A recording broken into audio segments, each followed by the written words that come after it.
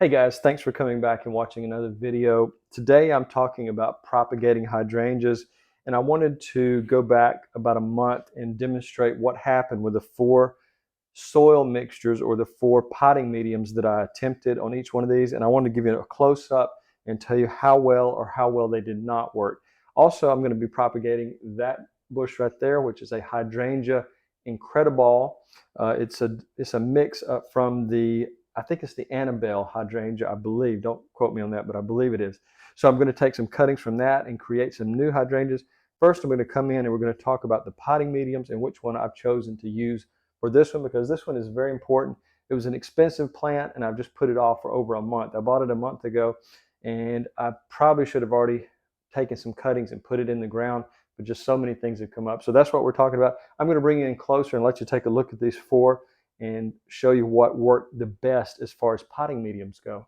Now, the first one we're going to talk about, all these hydrangeas were taken from the same plant.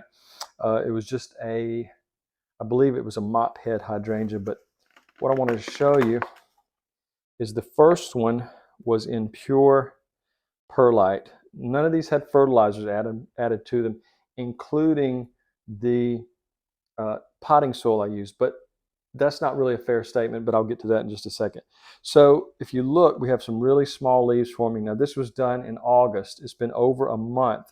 I think it's been about a month and a few days. So you can see that the perlite produced just very small flowers. It's still alive. When we give it a light tug, there is some resistance and the soil is wanting to come up. So it does have roots on it. So we're going to put that one back and we're going to be potting that up a little bit later. Not sure if we're going to include that in the video, but I just wanted to show you what had happened. Second, this one is in pure sand, no fertilizer added. There's actually roots on the soil. And so if you look closely, the leaves are quite a bit bigger on this one. So that's kind of interesting. I would have thought perlite and sand would have done about the same. They were both in the same tray, in the same amount of sunlight, so nothing different. So that is the pure sand.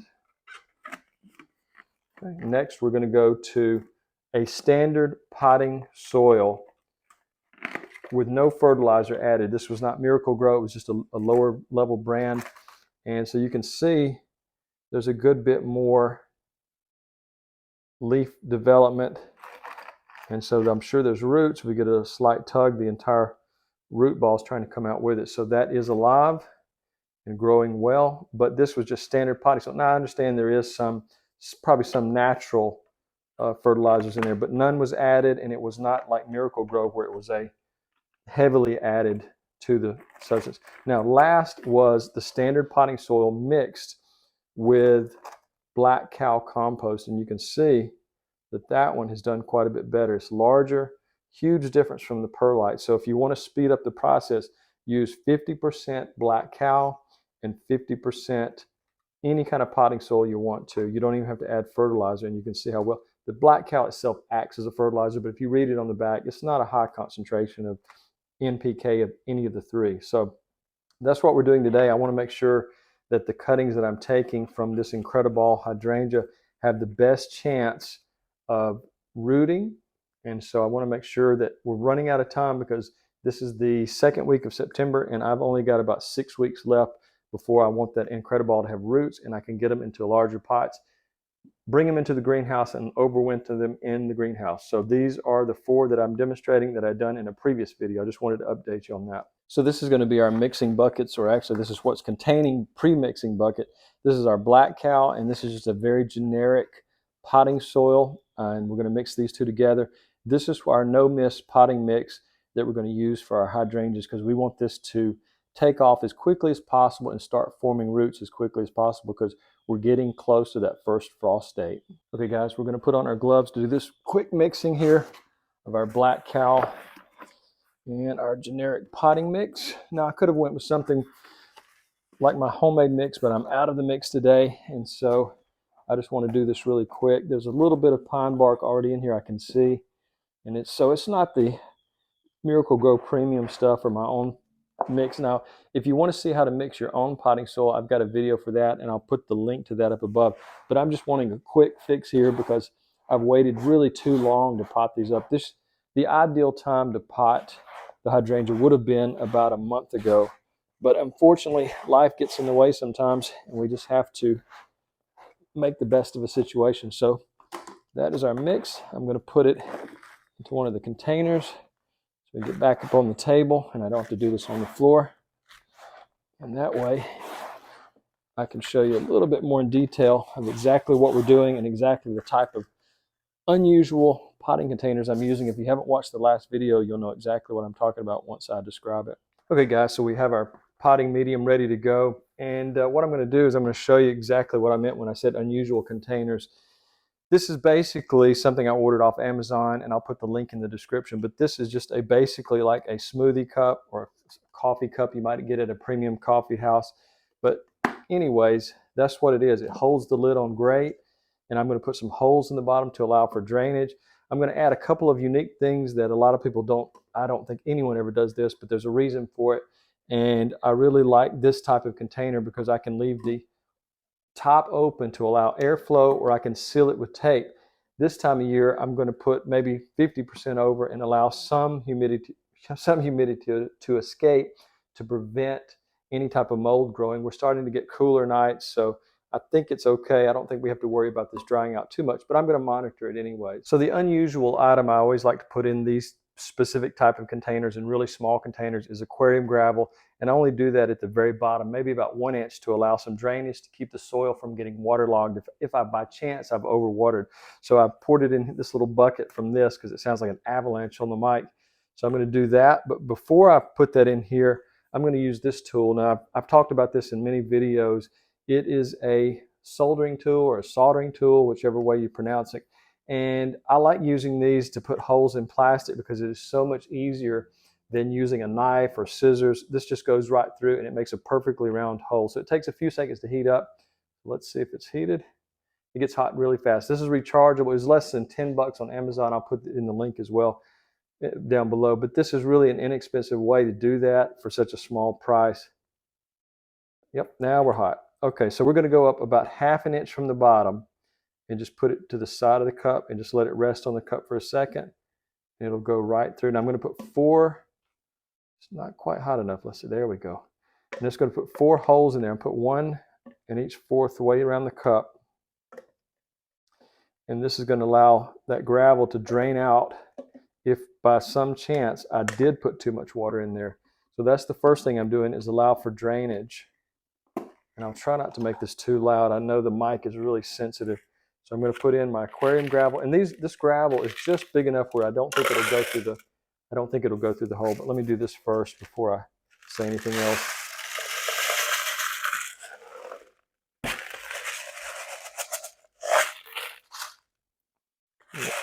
A little bit less. Okay, so here are the holes right here, and it's about 1/4 inch above that. So that's going to allow some drainage, and the soil and the black cow will not stop up the possibility if it needs to drain a little bit of water out. So we're just creating a little mini environment, a little mini greenhouse for our cutting, so it'll be in its perfect state. I'm not going to fill the cup all the way to the top with soil because it needs room, but I will maybe fill it about halfway. When I put the cutting in, I'm just going to bring it down to the level of the gravel where it just touches the gravel. We don't want it to go all the way to the bottom of the cup. So the reason I chose Incrediball is that when the blooms get really large, and they do get really large, and they're kind of a circular pattern, these have a few blooms up at the top, but when this plant becomes more mature, the blooms are incredibly large and incredibly heavy. But because of being a mix of the Annabelle, which is really good about not falling over once the flower heads get wet, this one is the same way, but even better. Incrediball is the name in case you're looking for one. It was very expensive at the local nursery because they're very hard to find this exact variety. I can find normal hydrangeas all day long, but this one, I had to go to 3 or 4 nurseries to find this one because I wanted this specific variety. So the first thing I'm going to say is you want to try to take your stem cutting from a healthy stem that has no disease, no insects. Now there is some sun scorch on this plant, and I do see some insect attacks that's happened because it's been sitting in a spot in the garden, and it wasn't in the greatest shape when we got it. But since we've gotten it, I hooked it up to my micro irrigation system, and I think I may have made a video on micro irrigation. If I did, I'll link it, but if I didn't, I won't. I've been thinking about doing it for a while, so that's going to be either a video I've done or an upcoming video. So I want to take some cuttings from a healthy stem that does not have a flower on it. Now these three tallest stems do have flowers, and I may end up taking cuttings anyways, even though it's put a lot of energy into those flowers.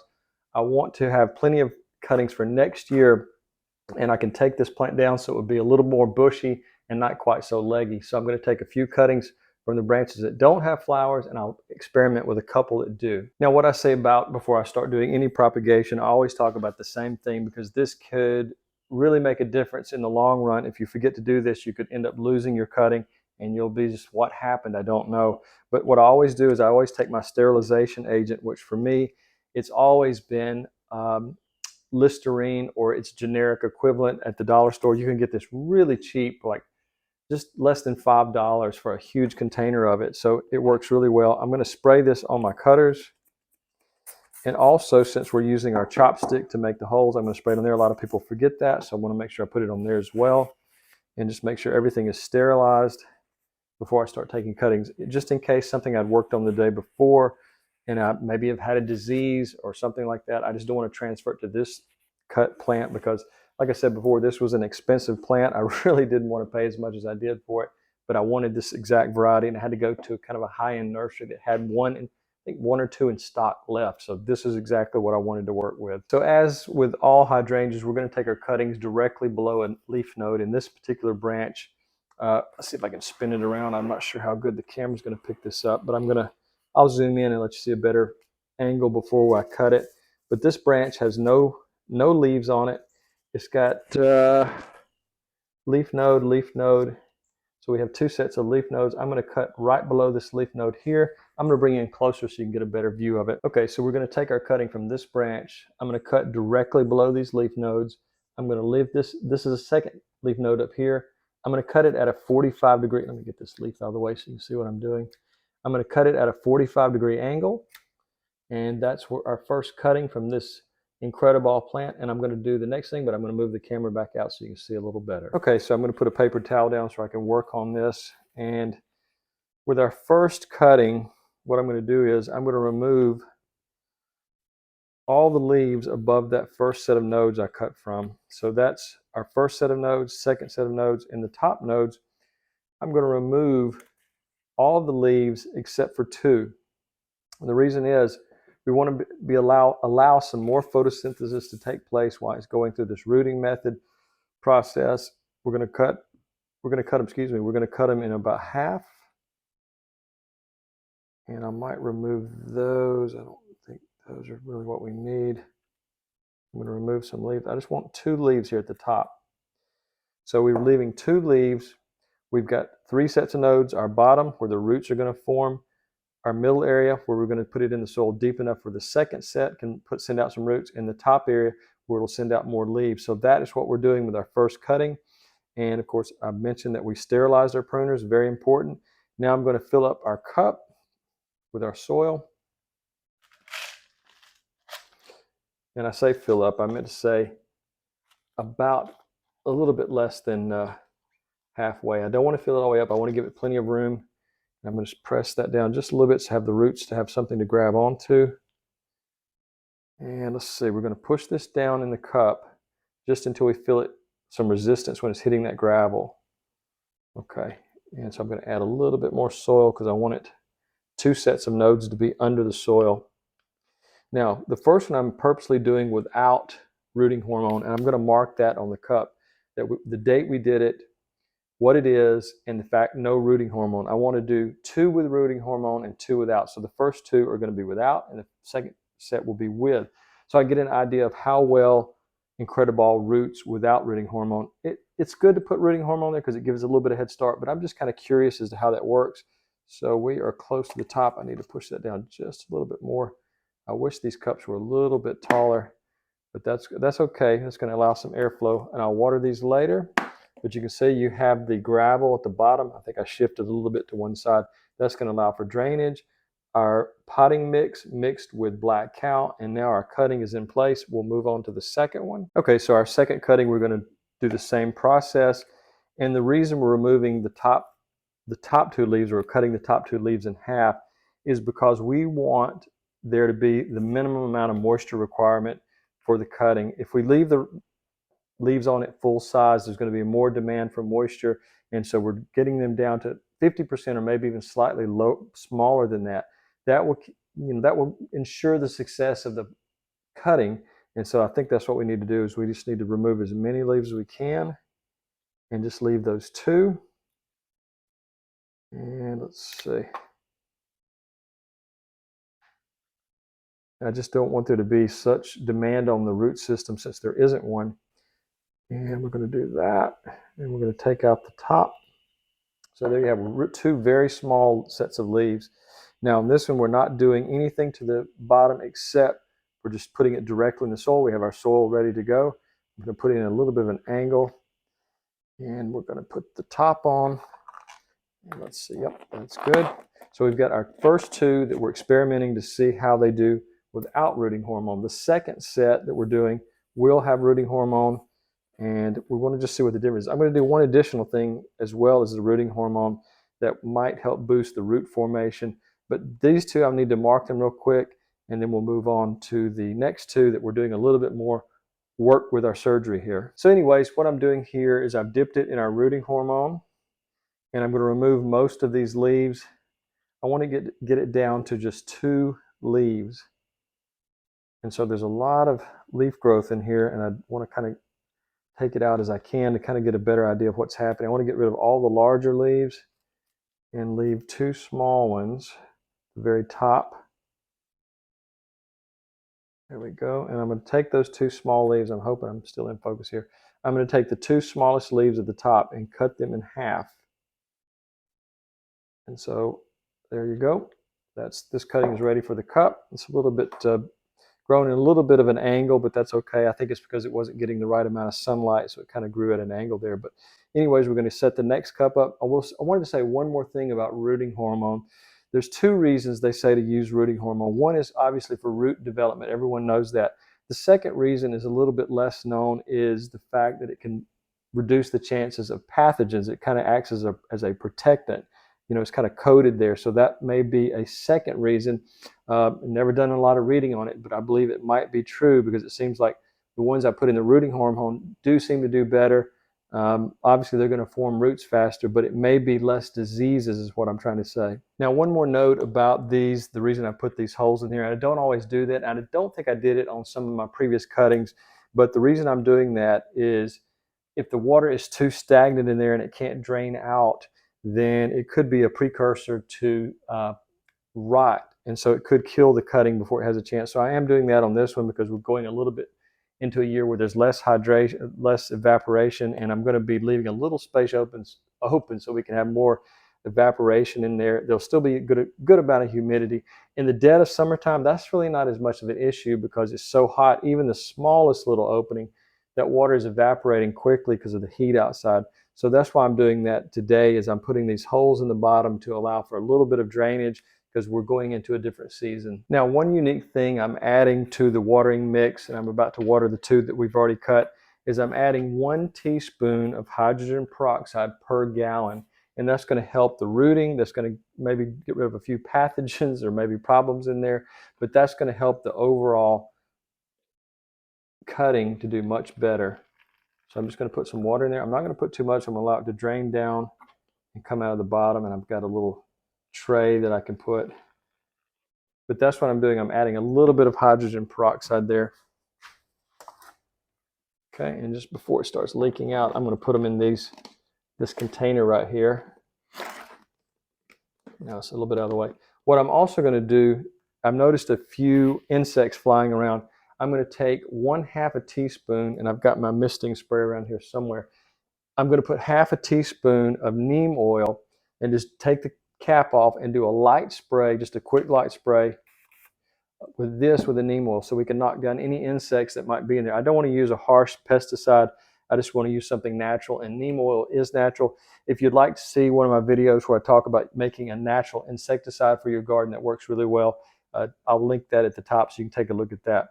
But I'm going to move on to the last 2 cuttings that have the rooting hormone and a few other things I'm going to do there. So let's just wait a second. We'll get started on that. So one thing I want to say about neem oil is make sure you get a product that is 100% neem oil. Now this one in particular is 100% cold pressed and filtered, so it is genuine neem oil. Some of the stuff you find on the shelves at the big box store is not real neem oil, or it's mixed or heavily diluted. So I'd say make sure you look for that 100% neem oil and filtered and pressed. That's always a good idea. And I'll put the link to that. That came from Amazon. So I've got it in my sprayer here, and I'm just going to give it a light spray. I'm going to get my rooting hormone out of the way because I don't want that contaminated, but just give it a quick spray so I can knock down any possible insects that are in there. This is going to help with the humidity as well. And also, if you like this sprayer, it really works great. You can spray it from above, and if you're outside spraying insects under leaves, you can hit it like that and it'll spray straight up. It's really great. Once I used the handheld sprayers, and this really saves you a lot of work here. I really like it. So anyways, that's our first two cuttings, and we'll move on to the second. Another note about labeling is labeling can save you a lot of headaches. I like labeling things, especially with cuttings, because it just makes it so much easier. When you're doing hundreds of tasks in a garden and you just can't remember what you did before, this tells me this was a Hydrangea Incredible, the date, and the fact that I did not put rooting hormone in it. So that gives me a lot of information there that will come in handy if something fails or doesn't work. I can alter my process next time and make sure I don't make that same mistake again. So just remember, labeling will save you a lot of time. Now this tape is just common painter's tape. Make sure you get the 3M brand or the really good brand that's sticky, because the cheap brands that I've purchased before, these will just fall off and you will have no idea what you had going. So that's another tip as far as it goes with the labeling. It's so important to label unless you have a notepad, but for me, it's just a lot easier to have everything labeled so I can pick it up and know exactly what's going on. Okay, the next two cuttings, I'm going to dip in our rooting hormone, and we've taken our cutting right below those leaf nodes I'd said before with a 45-degree angle. I'm going to put that into the container, push it down until I feel it kind of coming in contact with that gravel. This one I decided to do without leaves. I just want to see how it performs. It looks like it's got a leaf about to form, so we'll do that. I'm just going to push it down. I felt it hit the gravel. And so that's how great these are, that you can pick it up and the tops will not come off. Some of the ones even made for the gardening industry don't hold the tops on that well. So these are great. These were designed to be used in settings like coffee houses and smoothie shops, and I think they actually work better. So anyways, I'm going to water both of these with our mixture. I'll get it to our tray rather quickly because I don't want the whole bench covered in water. I'm going to spray these two with the neem oil, and just in case there's any type of insects on them. And that's going to knock them down. Okay, so we've got everything ready to go. We've got our 4 cuttings, 2 with rooting hormone, 2 without, just to kind of experiment and see what happens. And so that is what we're doing today, is we're trying to replicate, clone this Incredible hydrangea. And it's a great plant. I really like it, and I think it's going to do quite well in these pots. A few more things I want to go over with the Incredible as well. So the next thing I'm going to do is in our humidity, I guess you could call them humidity domes, but anyways, I'm going to take a small piece of electrical tape. This is not duct tape. Excuse me. This is not duct tape. This is actually electrical tape, and I think it works better. It doesn't.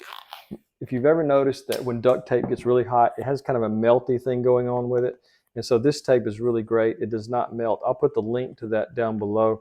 But this tape is one of the best tapes I've found for doing this kind of stuff, because I reuse these cups and I don't want a sticky melted substance all over the top of the cup. So this is really the best tape I've found, and these cups can be reused over and over. Now I'm leaving a small opening just to allow some of the humidity to escape. It's not the hottest month of the year. We're in mid-September, so I don't have to worry about these dehydrating as quick, but I will keep an eye on them each day and occasionally water them, maybe once every week, maybe. But even then, there's a lot of humidity in there. And also, these are going to be sitting in a tray that has water in it. That will increase the humidity as well from below. So that's another thing to remember. And I'm going to do a rapid fire Q&A.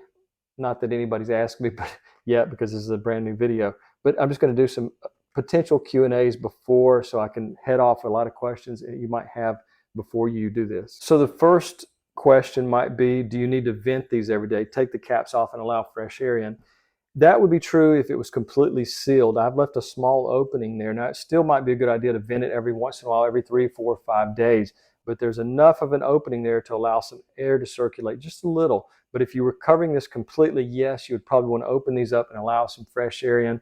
But in this condition, in this little bit of an air opening, that allows I can get that out. That allows just a little bit of air to circulate in and out, but it still wouldn't be a bad idea maybe every 5 to 6 days to open it and allow some fresh air in. Now, about positioning, where do you want to put these? Absolutely not in direct sunlight, because these will go from being mini greenhouses to mini ovens. I say that a lot. So you want to make sure it's in a fully shaded area. It can be bright light, but from morning sun to the evening, you don't want direct sunlight to hit these. So put it in a very shaded area.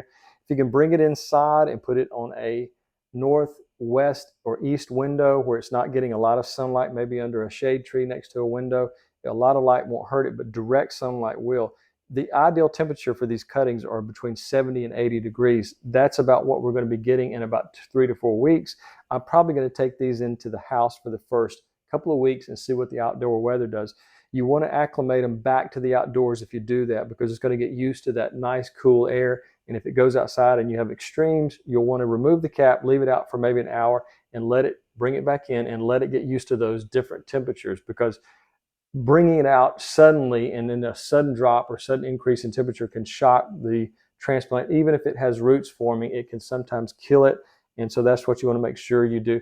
Don't shock the plant, don't shock it. So there's some debate about whether or not to fertilize. Now, I agree you shouldn't put a lot of fertilizer on there, but just a few of these slow release fertilizers is probably okay. You just want to put a few. You don't want to put a handful in there. But these are slow release. They're not going to be just putting a massive dump of fertilizer in there, nitrogen.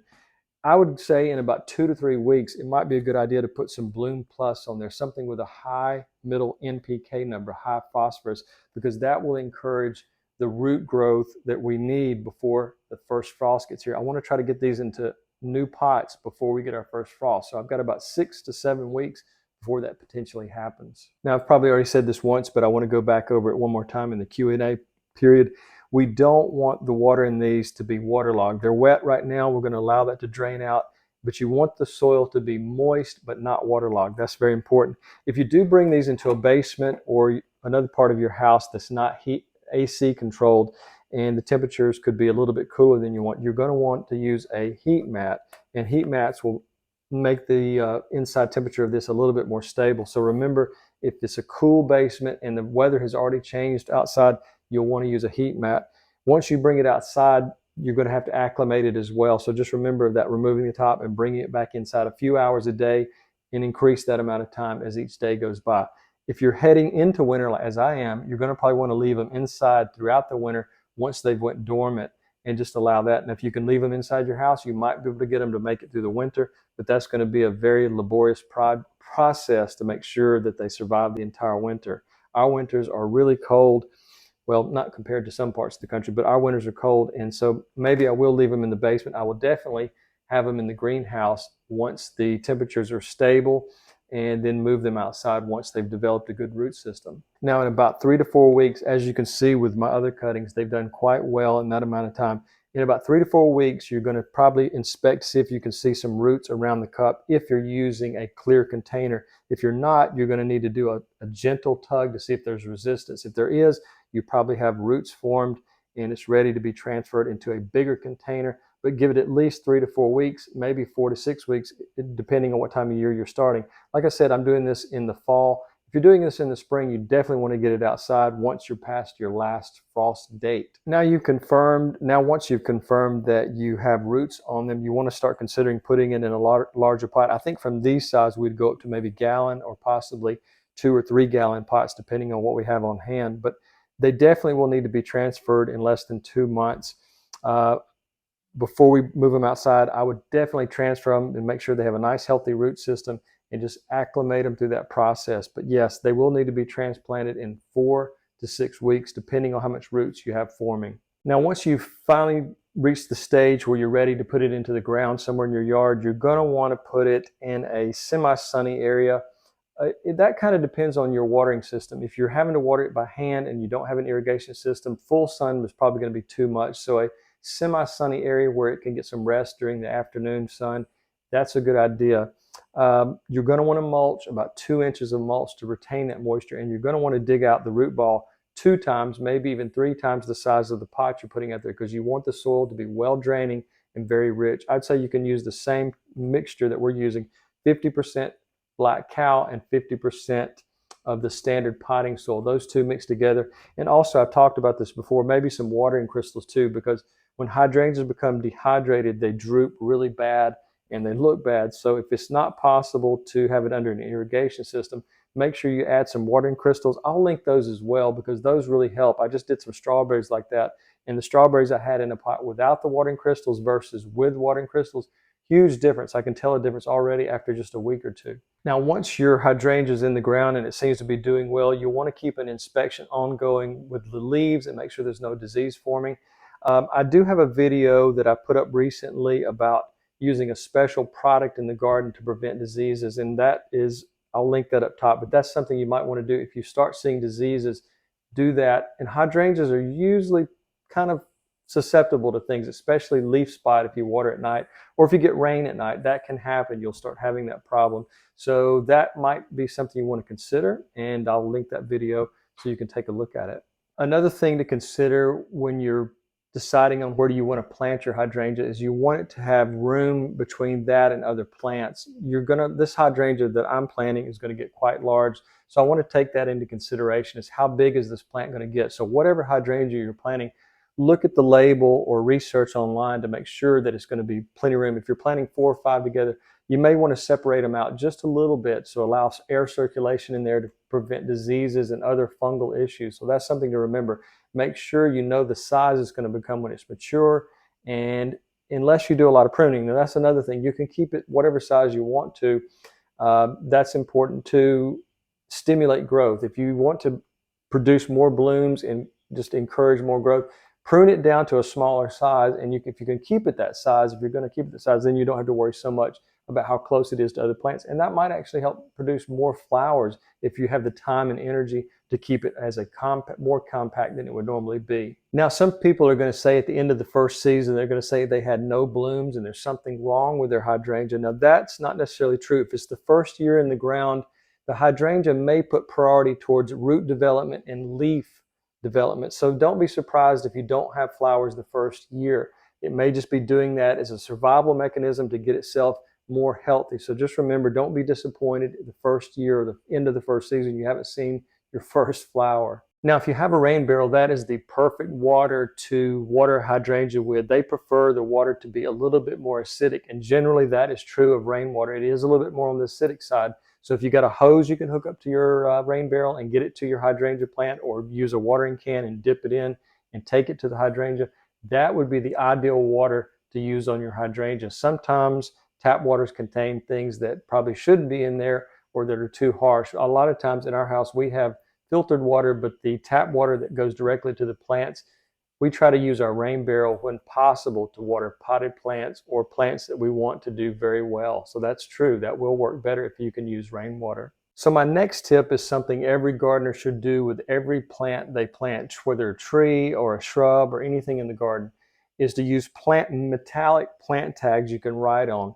These metallic plant tags, you're not writing on it with ink or anything else. It's just making a dent in the metal. It's either made out of copper or maybe a very soft aluminum, and you can put those on a plant and they will literally last for decades. I have so many plants that I wish I remembered when I planted them in the exact variety. So that's one of those things I probably regret most of all in my garden, is I didn't do a better job in the early years, 25 years ago, of putting plant tags on everything, metallic plant tags. I don't think I knew about plant tags 25 years ago.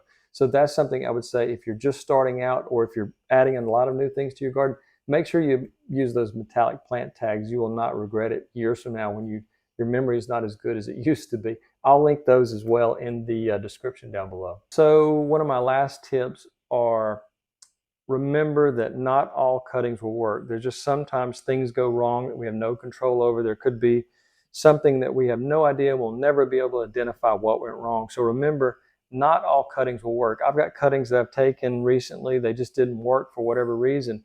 Maybe it was too hot. Maybe it was too humid. So remember, Be patient, as not all cuttings will work. If you have a 50% success rate, you're doing really well. Hey guys, finally, I just want to say thanks for watching. I really appreciate it. If you found something useful or something helpful, I hope you'll like and subscribe. I really enjoy gardening. I just have always been that way. And my wife has really developed a love of it as well since she moved to the United States. So she really has taken to it, and I've been able to tell her a lot of things. And so I hope you found something interesting. If there's something I said you didn't agree with, let me know in the comments, and I'll try to respond to every comment. Thanks so much, guys, and have a great day.